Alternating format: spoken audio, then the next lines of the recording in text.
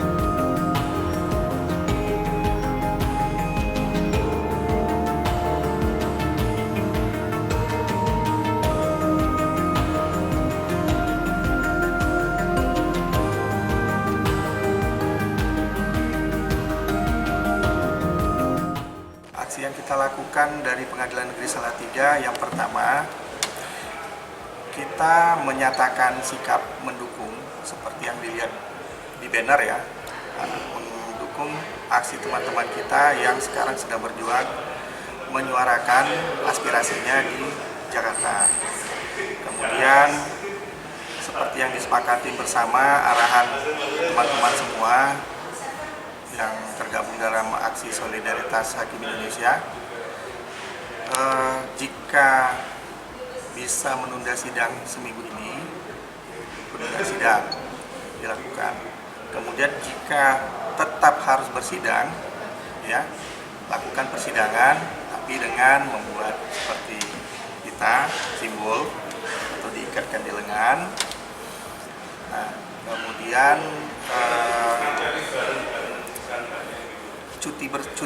mengambil cuti di dalam waktu tanggal 7 sampai tanggal 11 ya. Tapi cuti itu juga tidak untuk seluruh hakim karena ada ketentuan-ketentuan yang harus tetap kita jaga. Jadi jumlah yang cuti hakim yang itu harus dibatasi, tetap ada standby di pengadilan. Itu saja. Pak, tuntutannya itu hanya sebatas yang paling pokok ya, yang paling utama itu gaji pokok yang tidak naik selama 12 tahun dan tunjangan. Itu saja sebenarnya. Ya. Pak, dengan aksi ini apakah tidak mengganggu kinerja mungkin saat ada sidang-sidang itu, Pak? Nah, itu tadi. sidang tetap harus dilaksanakan ketika penundaan sidang itu di minggu ini. Jadi kalau di minggu ini ada penundaan sidang kemudian hakimnya tidak ada, ya ini pasti ada peringatan. Kita selaku pimpinan juga memperhatikan itu. Jadi penundaan sidang yang hari ini tanggal 7 sampai tanggal 11 itu tetap harus dilaksanakan.